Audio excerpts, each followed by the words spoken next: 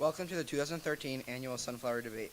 The debate today focuses on the question, did Karl, the dying Nazi soldier from the Sunflower, have free will? Team 1 will argue today that he did not have free will, while Team 2 will argue that he did have free will. Before we begin, we would like to introduce today's judges. Journey Fishman, Rabbi Sharon Clevenger, Glenda Spaff, Stephanie Rotsky, Miss Bob, and Hillary Kaplan. I would now like to introduce the captains for Team 1, Jack Halligan and Freddie Wilson.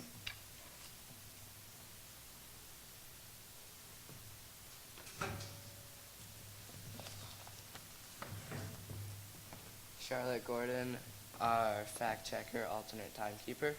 Izzy Rubin, our cross-examination. Emma, our position speech reader. Josh Sparrow, position speech writer. Rylan Tribush, rebuttal.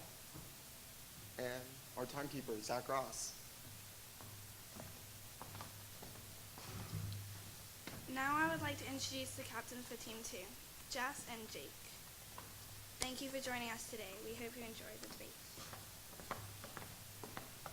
Hi, I'm Jake. I'm Jessica, and I'd like to introduce our team.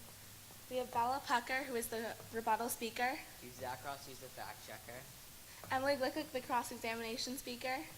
Julia, who's the position speech reader. Shira Kaplan, the timekeeper alternate. And Ariel, the position speech writer.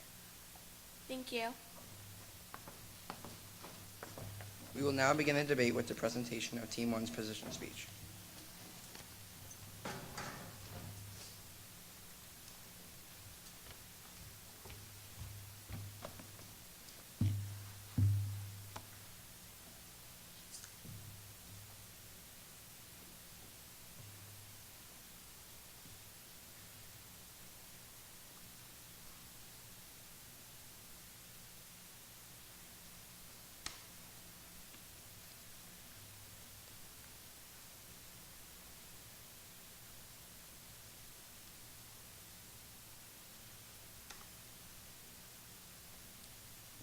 The Sunflower by Simon Wiesenthal is a book about a person named Karl. Karl is a dying Nazi soldier who committed a cruel and awful deed during his time fighting as an SS soldier. When questioning whether Karl can be forgiven for his terrible actions, one must examine whether or not Karl had the free will to commit these actions in the first place. Karl never acted on his free will when he killed innocent victims because free will does not exist. There is strong scientific evidence to support that free will never exists and that all choices are predetermined. Professor Shimon Edelman, a psychology professor, claims that free will is a conceptual muddle. He states that free will is vague and open to interpretation. The definition of free will from the American Heritage Dictionary is the power attributed especially to human beings of making free choices that are unconstrained by external circumstances or by necessity. Destiny, fate, and influence of religion are included in these external circumstances. These circumstances may include genetics, the outside environment, and cause and effect relationships. Professor Will Provine, a professor of ecology and evolutionary biology, states, "Choices are not free will. I make choices all the time. I like doing things my way. It's not about choices, it's about the procedure. The procedure is not free. Nothing about it is free." Provine claims that the environmental influences and genetic traits of an organism determine all of its actions. Roderick Chisholm, a 20th century philosopher, said, "Human beings are a responsible agent, but this fact appears to conflict with the deterministic view of action, the view that every event that is involved in an act is caused by some other event. And it also appears to conflict with the view that some of the events that are essential to the act are not caused at all." Sam Harris, a scientist with a PhD in cognitive neuroscience from the University of California, writes in his book, Free Will, "Take a moment to think about the context in which your next decision will occur. You did not pick your parents or the time and place of your birth. You didn't choose your gender or most of your life experiences. You had no control whatsoever over your genome or the development of your brain. And now, your brain is making choices on the basis of your preferences and beliefs that have been hammered into it over a lifetime by your genes, your physical development since the moment you were conceived, and the interactions you have had with other people, events, and ideas. Where is the freedom in this?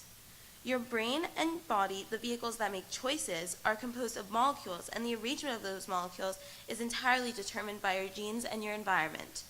Your decisions result from molecular-based electrical impulses and chemical substances transmitted from one brain cell to another. These molecules must obey the laws of physics, so the outputs of our brain, our choices, are dictated by those laws, says Jerry A. Coyne, a professor of biology in the Department of Ecology and Evolution at the University of Chicago. Research suggests that while what we think of as free will is largely an illusion, much of the time we are simply operating on automatic pilot, and the way we think and act and how well we think and act on the spur of the moment are a lot more susceptible to outside influences than we realize. Malcolm Gladwell writes in his best-selling book, Blink. Gladwell examines tests conducted by New York University psychologists and led by John Bargh. Bargh engages study participants in finding experiments which show just how much is controlled by the locked door of our unconscious. Carl's unconscious was primed by exposure to Nazi propaganda for his entire life. As Carl was unaware that his unconscious was primed, he could not, according to Bargh's work, choose to act any differently than he did. His conscience was overruled. There is no question that humans control less of our destiny than we would like to. Thank you.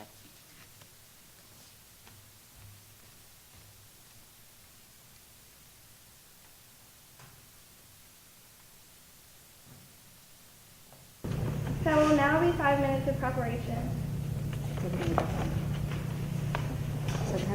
Go.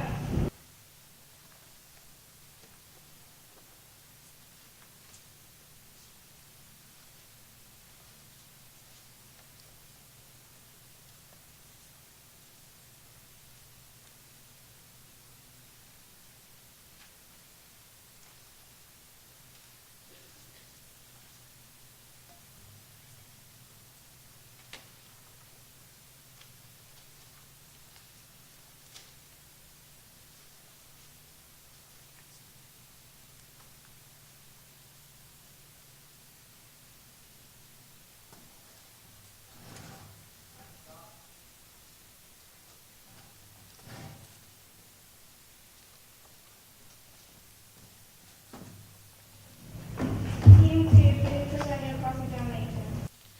I would like to disprove some of the points that were made in the Team 2's position speech.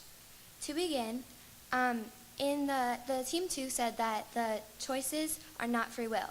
However, in the Milgram experiment, that people were used as test subjects, and they had to continue to inflict pain on people that were not actually being inflicted pain on. It was they were tricked into inflicting pain on people, and it was just an illusion.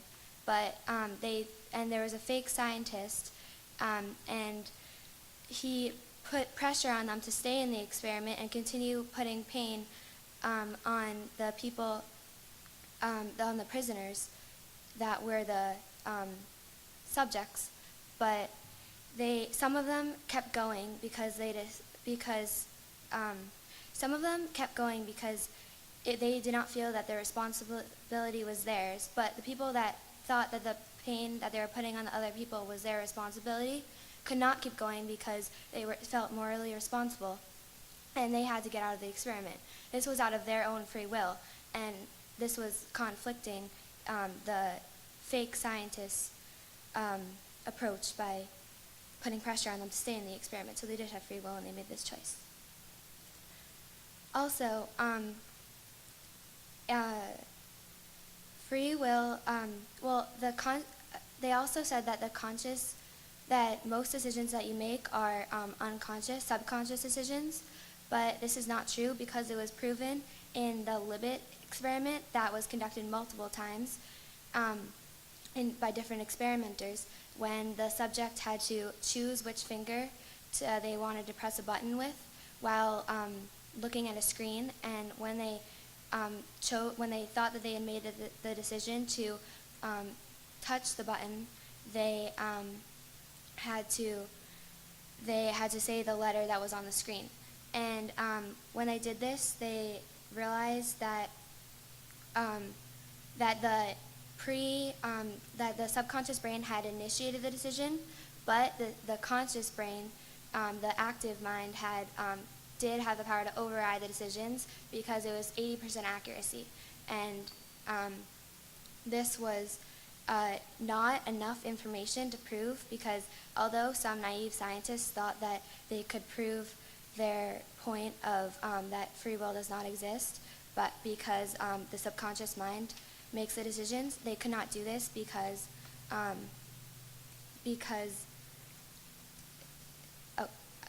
they cannot do this because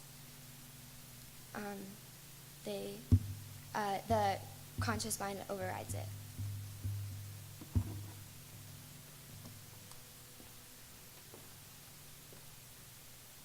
There will now be 5 minutes of preparation.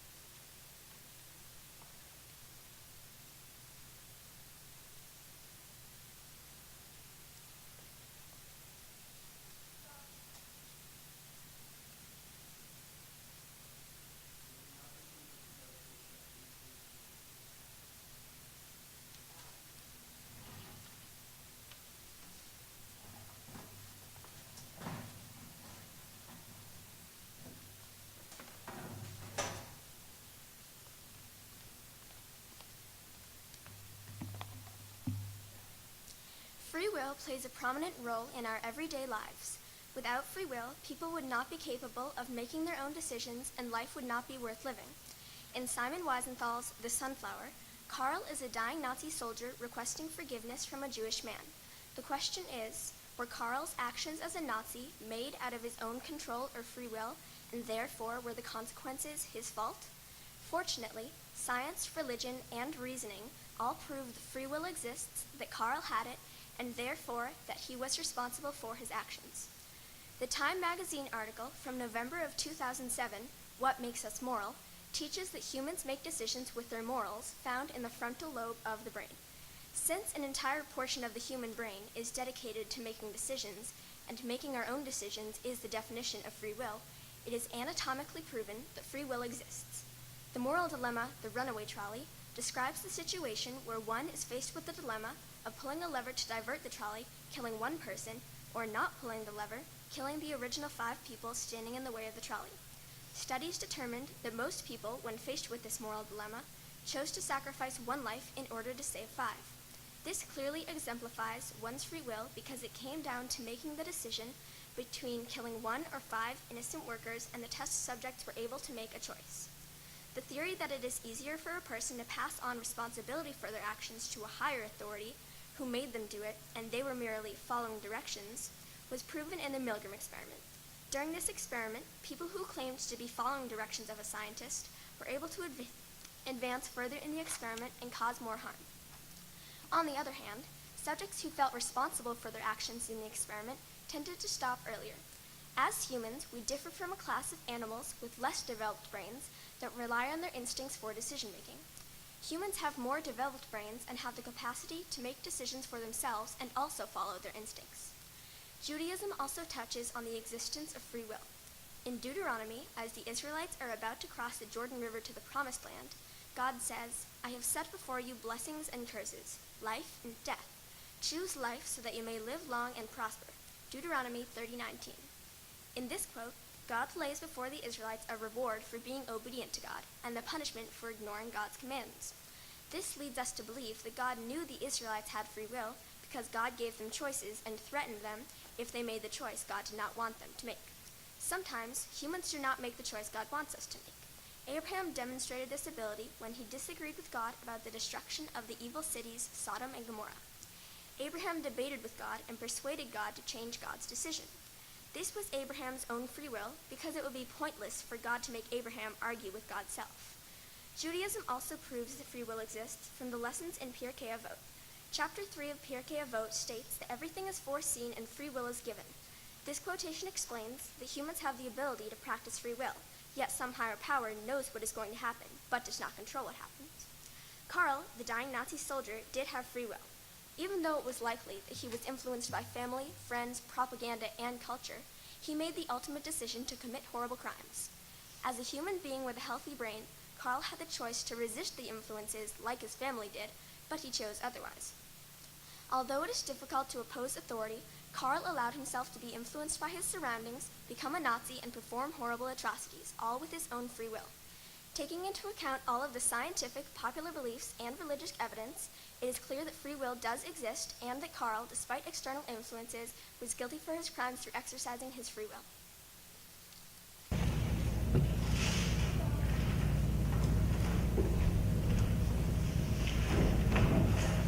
That will now be 5 minutes of preparation.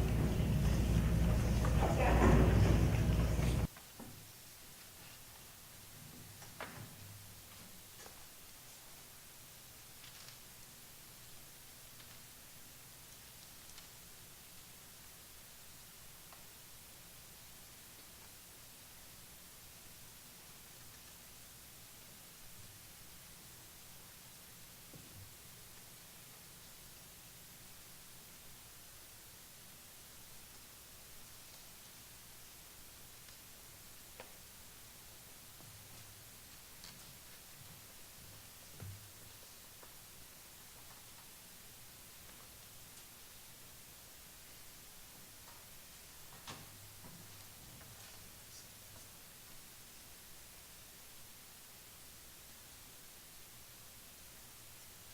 Stop.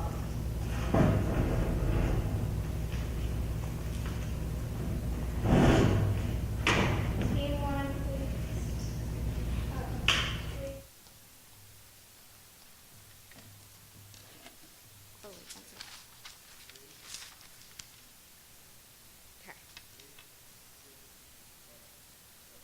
So in Team 2's position speech, they stated that humans make decisions using the frontal lobe, which is part of the brain. They said that this frontal lobe is in control of your morals and helps you make decisions. But the frontal lobe is just another part of your brain. Your brain controls all of your muscles and all of your influences based on inputs that the brain takes from influences in your life and produces the output of an action. These influences are in the shape of it comes in many different forms of things in our lives. First of all, one of the main things that they come in the form of is your nature, which is your genes, your genetic formula, your chemical makeup that comes from your parents, and you don't have any control of this. Your nurture is the time period that you live in, the things that are happening in your time period, where you are living, and also things that you have no control over because you are not in control of outside events. When you're younger and you can't make your decisions for yourself, then your parents make the decisions for you, which you don't have control over. And then when you're old enough to seemingly decide what to do, your brain already has enough nurture from neurons that they produce actions that still don't have your control. So all of this nature and the nurture help Carl to produce his actions, which were not in control because he is simply a product of his nature and nurture and has no control of it. Also, some other influences are religion, his family, groups that he's a part of that also influence him to do things that he does not have control over. Also, when Carl was posed to kill the dying Nazis and Hitler commanded him to, Hitler stated, "Those who want to live, let them fight, and those who do not want to fight in this world of eternal struggle do not deserve to live." This quote clearly stated that he could either kill someone and kill the Nazis or he could die. With this choice, this wasn't really a choice for him. With the image of a gun to his head, he would do anything to make this image not become a reality. So also he had no reason to not obey Hitler. Hitler was a famed commander. He was an idol. Everyone was in his culture, which was part of his nurture. Everyone was following Hitler and he had no reason not to. So Hitler, and then also when he was posed to kill the Jews, to him, because of what his culture had taught him, the Jews were simply bugs and ants and creatures and people who had no point of living on this earth. So why would he hesitate before killing nothing that he was taught from his family and from his culture? And when he was posed to kill the Jews, his emotions kicked in, which is common knowledge. When we're angry, we get into fights. When we're scared, we'll hide. We do everything. All of our emotions result in our actions. So when Carl was scared and stressed, his actions resulted in him killing the Jews, which was also a result of his nature and his nurture, which he had no control over. Because of that, and because of what his emotions and nature had taught him, he had no free will.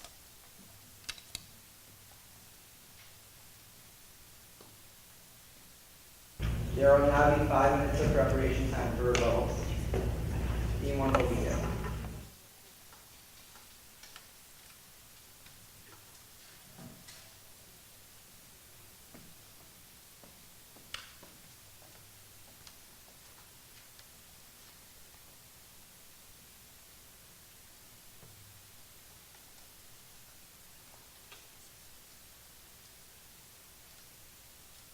Stop. Team 1 will now present rebuttal.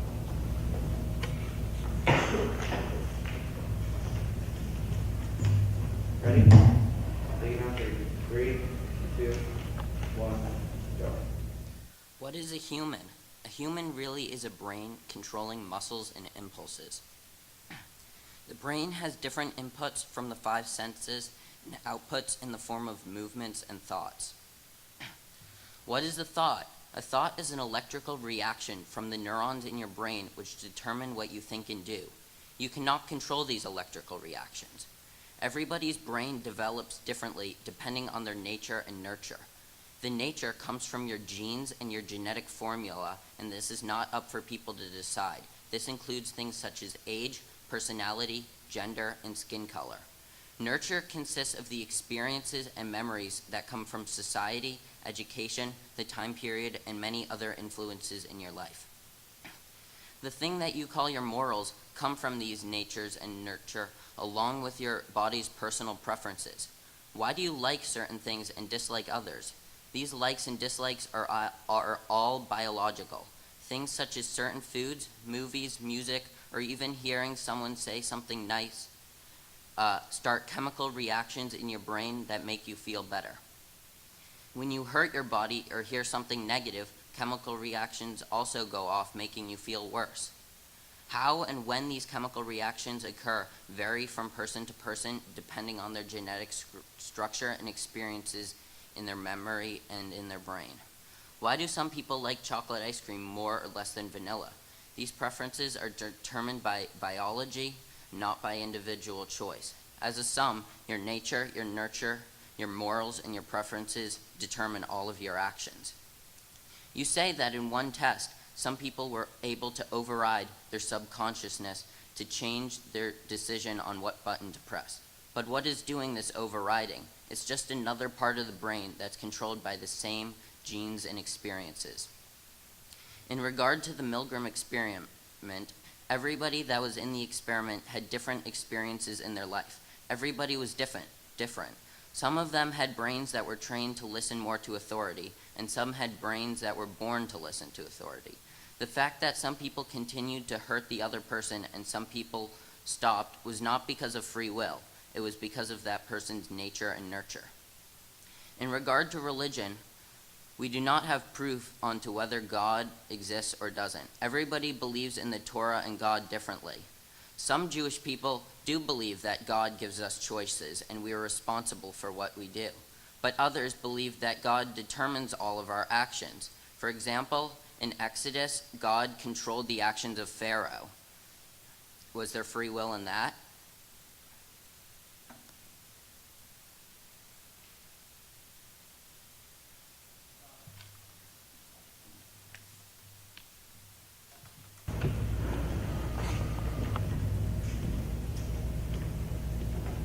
Team 2 will now present their role.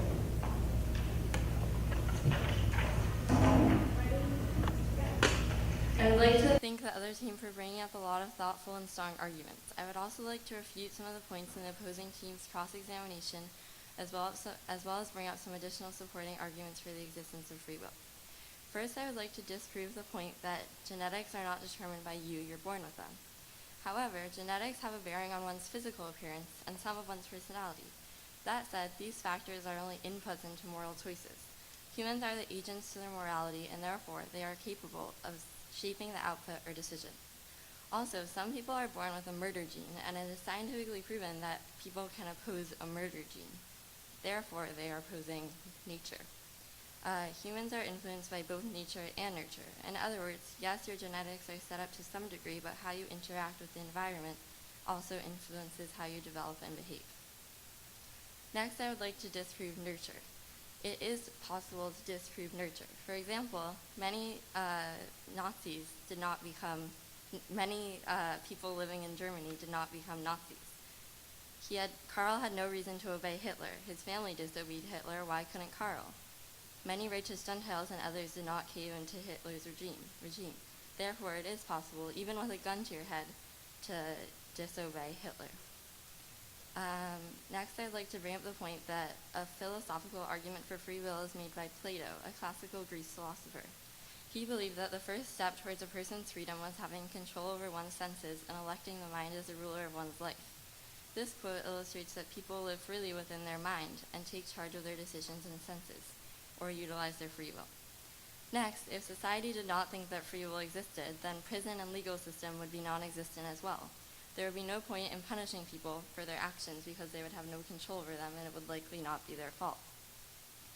And also, many people believed that God alone determines whether or not one's name is inscribed in the Book of Life. However, a specific line of Unatana Tukef, which is a prayer that is recited on both Rosh Hashanah and Yom Kippur, proves that man has a role to play. His fate is not predetermined. The quote states, "But repentance, prayer, and charity avert the severe decree." And this means that if one lives their life by doing charity and mitzvot, it can determine one's fate. So man actually does have a role to play in determining one's fate. And also, just because there is one instance where free will doesn't exist doesn't mean it never exists. As long as it exists the tiniest bit in one small situation ever, it still exists. And also, Karl would not have felt that it was necessary to apologize for his actions unless he felt in control of his decisions. And if free will does not exist, then Karl would not have felt responsible for the actions that he had no control over. Therefore, he would have felt no desire to ask for forgiveness and apologize.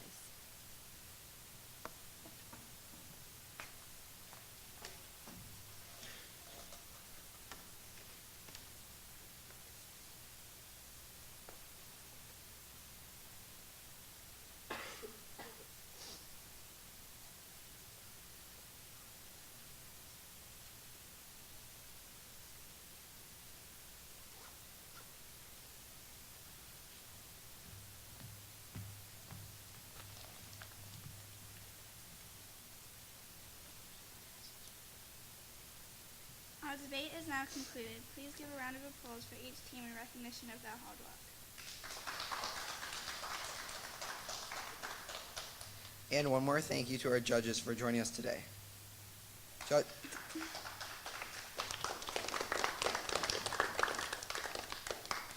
Judges, please do not forget to hand in your rubrics to Ms. Bob by noon today. Thank you and have a wonderful day.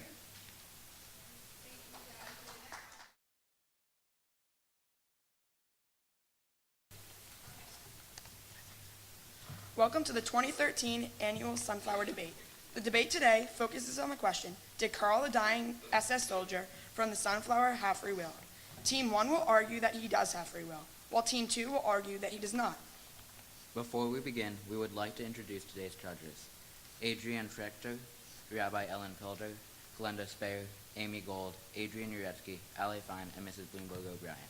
I would now like to introduce the team captains for Team 1, Alexa and Jordan Weiner. Now, I would like to introduce...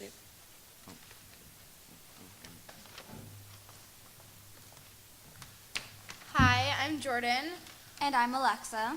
This is our position speech writer, Ben Lefkowitz. And this is our position speech speaker, Sarah Sarnak. And our fact checker, Jordan Turin. And this is our cross-examination writer and speaker, Stav Rones. And one of our timekeepers, Jess Dom. And this is our rebuttal speaker and writer, Jake Mizell. And as you already met, our other timekeeper, Michael.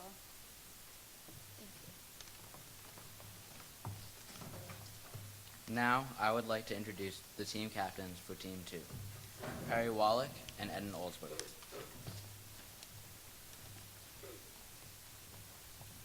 My name is Perry Wallach. And I'm Eden Olsberg, and this is our team. We have the position speech speaker, Noam Tab, the position speech writer, Daisy Davidson, the cross-examination writer, Shoshana Boardman. We have our rebuttal speaker, Sophie Cohen, our fact checker, Ben Sussman, our timekeeper, Zach Ocean, and sadly, our other timekeeper, Sabrina, is sick today. Thank you.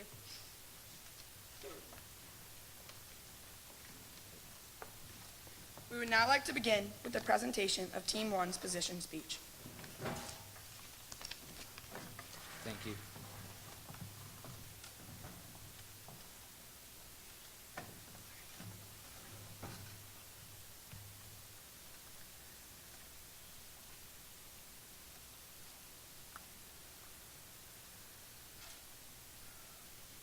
Speaker, are you ready? Yeah. 3, 2, 1, go. A dying Nazi soldier asked for forgiveness for the crimes he committed during World War II. Karl, the dying soldier, volunteered to become a Nazi and therefore had free will. Because Karl had free will, he cannot be forgiven for the deeds he performed. Free will is the ability to act at one's discretion. As it says in the book The Sunflower, on page 29, "My name is Karl. I joined the SS as a volunteer." Karl originally volunteered to take part in the Nazi youth groups and to become a Nazi soldier. To volunteer is to freely offer to do something. This demonstrates that Karl did not act under the influence of someone else, but rather made the choice by himself. While serving in the Nazi army, Karl practiced his free will by taking part in the killing of a mass amount of Jews. Though killing Jews was a horrific thing to do, Karl still chose to go along with the destruction instead of rebelling against higher powers. Karl still had the choice to disobey orders, even if he was to receive a harsh punishment. During the Second World War, many German soldiers had situations similar to Karl's. After World War II, there was much controversy about whether Nazi soldiers were to be punished for the heinous crimes they committed.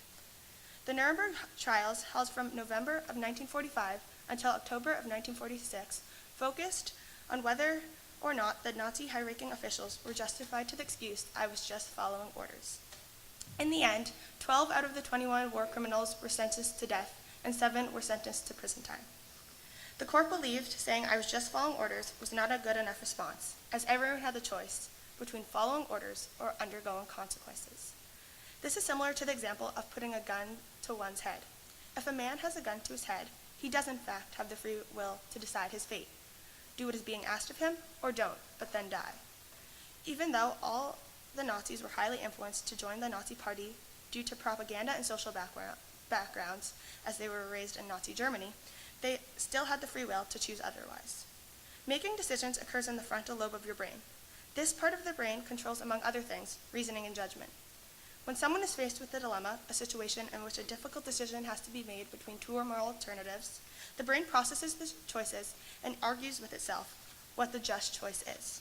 The options in a dilemma are equally undesirable ones. The frontal cortex is what is in charge of making decisions, no matter how hard. When it is faced with a dilemma, it is forced to rationalize and reason with itself. The fact of the matter is that if one does not have a choice or a decision, your brain would not have to argue with itself. Like everyone else, Phineas Gage once had a normal functioning frontal lobe and was completely capable of making his own decisions. Phineas Gage's frontal lobe was destroyed when a metal pole shot through his brain. Because the frontal lobe was ruined, Phineas Gage was unable to make most of his own decisions. Unlike Phineas, Karl still had a functioning frontal lobe. He was able to make his own decisions and therefore had free will. We may be influenced by external factors and even by our own personality. However, we still have the power to make our own independent decisions under almost all circumstances. Karl lived in the extreme influences that came with growing up in Nazi Germany and working for the SS. But even with these powerful influences, he still had the power to apply his own free will. He did not have to shoot and kill innocent men, women, and children if he did not want to. At every moment in our lives, we have the ability to make our own decisions. Karl had the choice not to pull the trigger, and that is free will.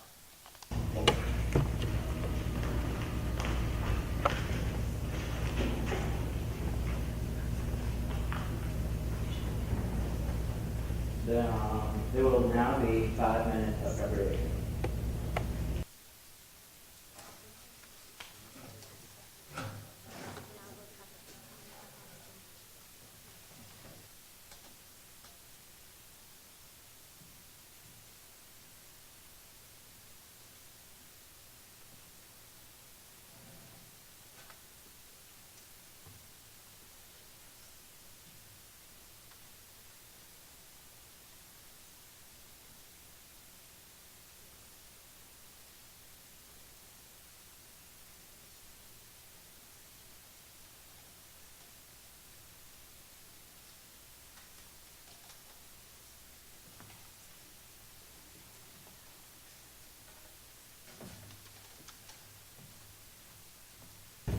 Speakers, are you ready to begin?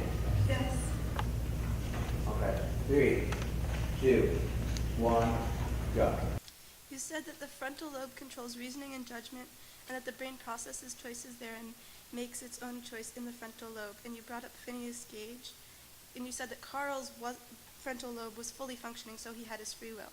But the frontal lobe does not develop until you are 25 years old. Carl died when he was 19. He was very young when he made the decision to kill Jews, and at that point his frontal lobe was not actually capable of making fully competent decisions. Besides that, he did not make the decision to kill Jews on his own. His entire life, when he did not have a fully functioning brain, when he did not have a fully functioning frontal lobe, he had been brainwashed by Hitler and the Nazi Party. He was influenced by propaganda and his social background, and everything Hitler said was trying to convince him that the rest of the world didn't matter. So the people he trusted most in the world were Hitler and his parents, because Hitler was in control of his country, and Hitler was telling him all of these things, like that the Jews should die and that to protect his country he had to kill the Jews. And this brainwashed him into making the choice of joining the Hitler Youth, which then became mandatory under the ruling of Gesetz über die Hitlerjugend in 1936. So even if he hadn't decided to join the Hitler Youth, he would have been forced to in 1936, even if his parents opposed the idea, which they didn't. So from that point on, the Hitler Youth told him everything that he knew about his morals, that he had to do all of these things that they told him to do to make Germany a great place, which he wanted to do because he loved Germany. It was his country. Another thing that you said was about if a man has a gun to his head, he has the free will to decide his fate. This goes back to Hitler as well. Our decisions are based off of what will help us or our group to survive. In animals, the group instinct is things that share your genes. For example, an animal will kill to protect its young because an animal believes that its genes will live on in its young. In humans, we have language and we can share ideas and experiences, so we can create the group instinct in another group, such as a national group or a family. And what Hitler did was create that group instinct in the German people, in what he called the Aryan race, and that to protect them, Karl had to kill the Jews. Therefore, Karl did not have free will because it was literally written into his genes that he had to protect his group, which was proven by someone named Andy Cashmore, who found that consciousness has this evolutionary benefit.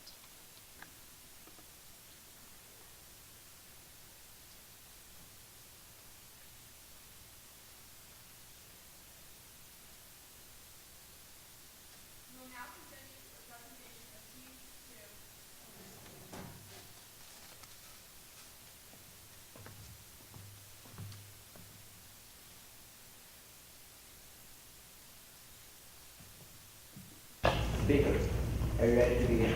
Yes. 3, 2, 1, you may begin. Karl, the dying Nazi soldier, participated in the mass murder of Jews, but had no free will because he was a product of outside influences. Nazi Germany was the world he grew up in, and he was never exposed to influences other than the Aryanism that came from it. He was brought into an army of young Germans taught that hatred and violence toward non-Aryans was not only acceptable, but strongly encouraged. These values and violent behaviors became deeply rooted in people's morals, and the fact that Aryans were superior in every way was constantly drilled into their minds. What Karl did was not his personal choice, because he did not have free will. His conscious and unconscious self was shaped by the people around him and their morals, which were in turn shaped by Hitler. It is mentioned by Karl on several occasions that his parents opposed his involvement in the Hitler Youth. Obviously, as his parents, they were two of the biggest influences on his life, but they did almost nothing to intervene with his involvement in the Hitler Youth. Karl was only a pawn on the chessboard that was Nazi Germany. In school, academics revolved around the Nazi Party. Old textbooks and curriculum were taken and replaced by Nazi-issued material, which preached the superiority of the Aryan race. Children in German schools were taught to hate all non-Aryans. Like we are urged to kill vermin and cockroaches, they were urged to kill Jews who were the vermin of society. Karl was taught the Jews were hurting him as well as the German people, that they stabbed Germany in the back during World War I, that they were Germany's misfortune, and therefore they were not acceptable as German citizens, and that murdering them was okay. We, however, are told that murdering is wrong, except in certain cases where it is justified, such as the deaths of Osama bin Laden or Adolf Eichmann. In Karl's society, all non-Aryans were in this category of don't deserve to live. Scientifically, the frontal lobe of a human brain does not fully develop until age 25. The frontal lobe is responsible for making decisions from what flavor of ice cream you choose to what to do in a life or death situation. Because it is not fully developed until adulthood, the frontal lobe is at the mercy of the external environment around it. In most countries where there are a multitude of cultures and beliefs, society has less control over you because you have more choices about who you are and what you want to be. In Nazi Germany, however, there was only one main political theology in which all citizens were forced to believe. Karl, who was born and raised under Nazi reign, had no free will to do anything but to submit to the Nazi regime and ideology. Recent studies have also proved that our conscious brains are not completely in our control.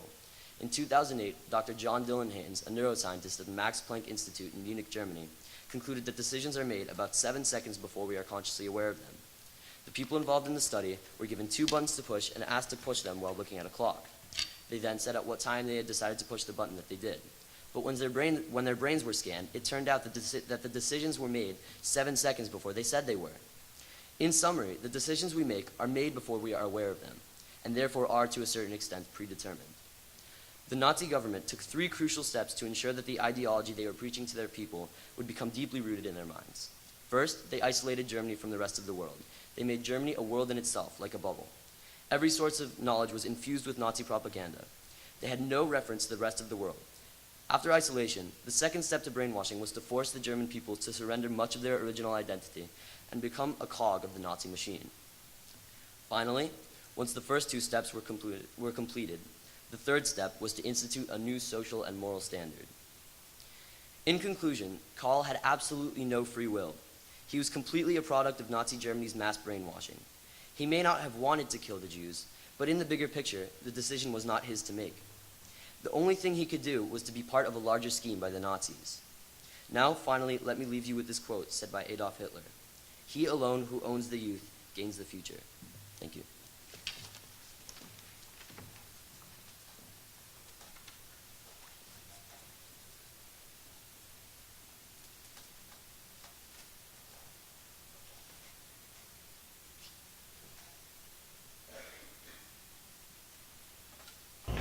There will now be 5 minutes of preparation.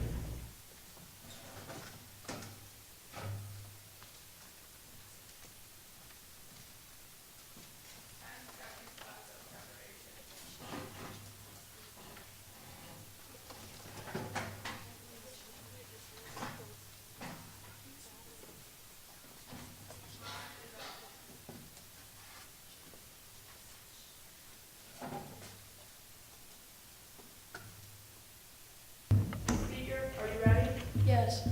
3, 2, 1, go. Okay, so the first point you guys made is how Karl was made up. He was a product of all his outside influences, and how Karl didn't actually make the decisions. It was all these outside forces kind of controlling his decisions.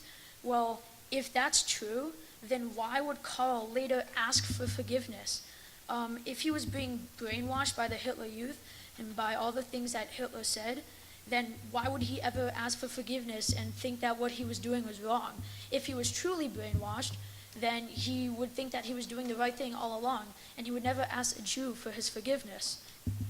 Another point you guys made is about how the frontal lobe is only fully developed at 25. Well, first of all, I'm confused about the definition of fully developed. What does that mean? You're saying that we don't have any frontal lobe until we're 25, or it's half developed? But say even that point is true, that it's not fully developed. It's true maybe that it isn't fully developed until you're 25, but we have to make mistakes in order for our frontal lobe and our decisions to grow. And even though it's not fully developed, we're still able to make decisions. Fully developed or not, it is still us making the decisions. So it's not. Another point you guys made is again the brainwashing. Even if he was truly brainwashed, which it appears that he's not because he later asked for forgiveness, You're still making decisions when you're brainwashed. Brainwashing is changing your ideas, not changing whether or not you can choose. And another point you guys made is about the 7 seconds, how we don't actually make conscious decisions, or our brain doesn't realize the conscious decisions until 7 seconds after our brain actually makes them. Well, our brains do not make decisions for us subconsciously. The subconscious prepares a decision for our conscious, which then gets basically like a sign or a veto, by our brain, the decision.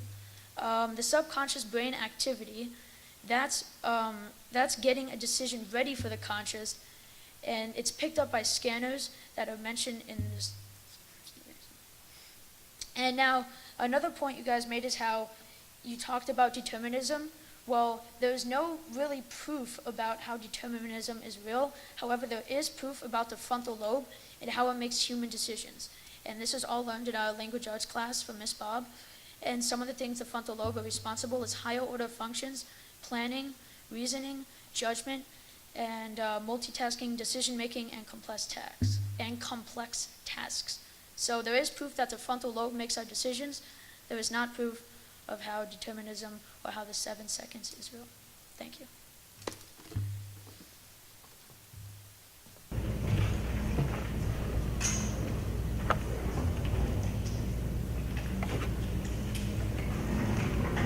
There will now be 5 minutes of preparation for rebuttal.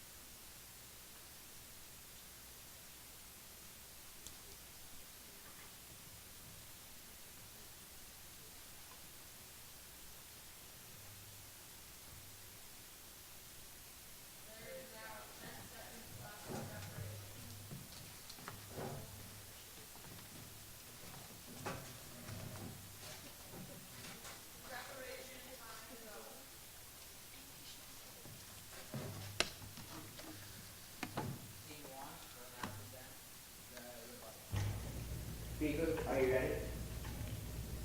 Yes. 3, 2, 1, go. One argument that was made by the cross-examination is that frontal lobes that at 25 our frontal lobes are fully developed, and until then they are not developed. But it's not as if that they are not developed at all until then. They still have developed most of the way, and even so, we should still be held responsible for our decisions.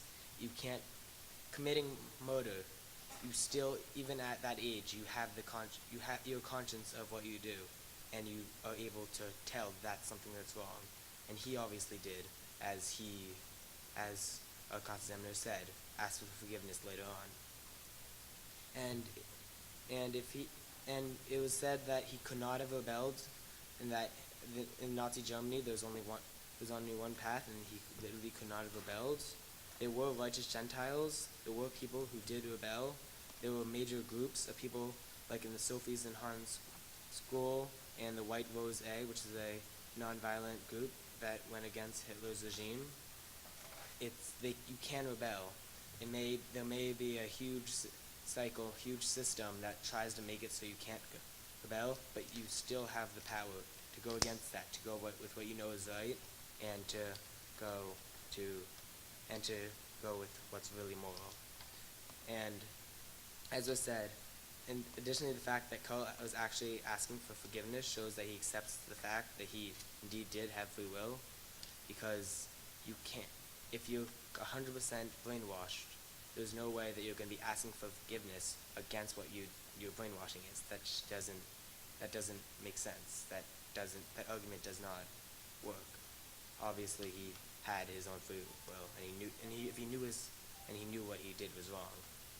So, yes, free will does exist, and he should not be forgiven because he knew what he did, and he knew what he did was wrong.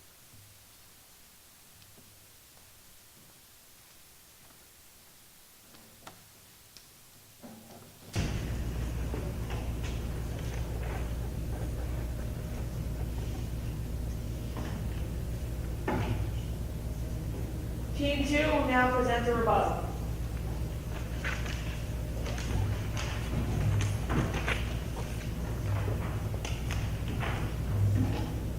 Speaker, are you ready?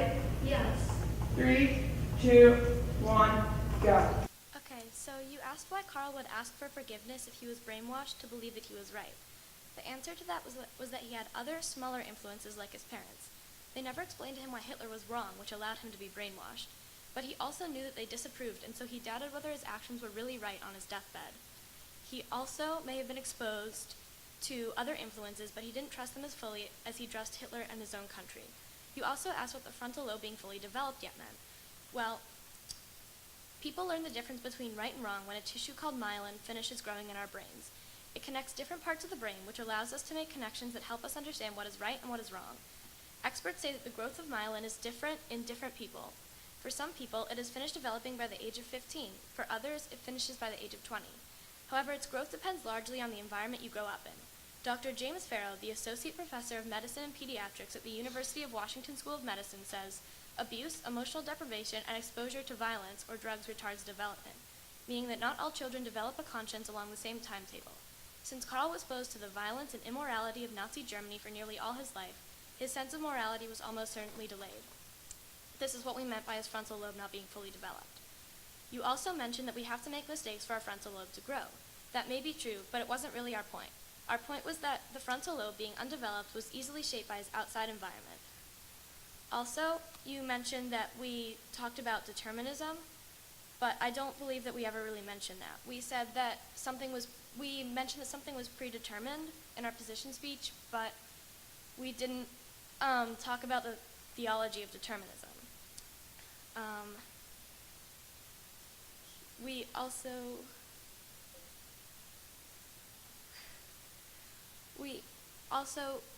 even if at times people in Germany received outside influences, Germany had discredited them.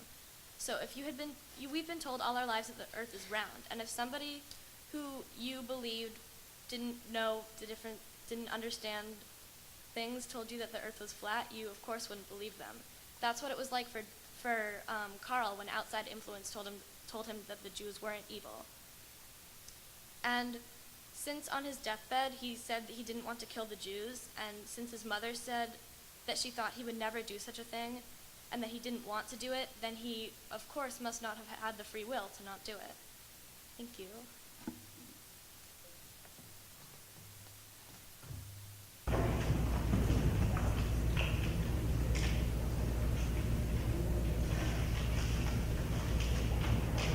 Our debate is now concluded. Please give a round of applause for each team's recognition of their hard work.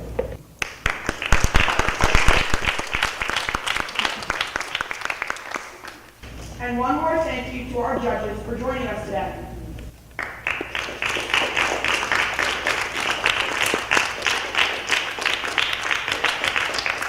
Judges, please don't forget to turn in your rubrics to Ms. Bob by noon today. Thank you and have a magical day.